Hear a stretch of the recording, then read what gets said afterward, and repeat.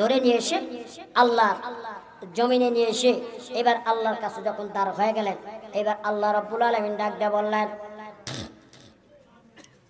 মুসা আলাইহিস সালাতু ওয়াস সালাম ডেকে ডেকে বলতেছেন, আল্লাহ আপনি তিনটা প্রাণী আনতে বলেছেন, আমি তিনটা প্রাণী নিয়ে আসছি।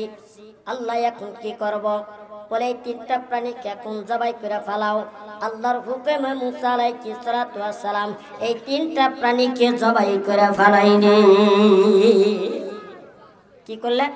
তিনটা প্রাণীকে জবাই করে ফেলাইনি। ইমানদার মুসলমান, তিনটা প্রাণী জবাই করলেন।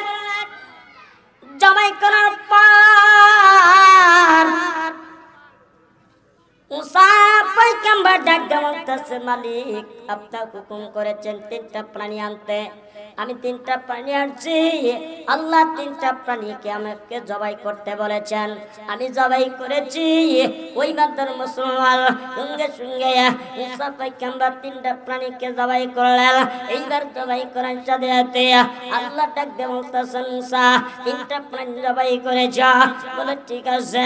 বলে এই তিনটা প্রাণীকে তুমি এক জায়গায় করো।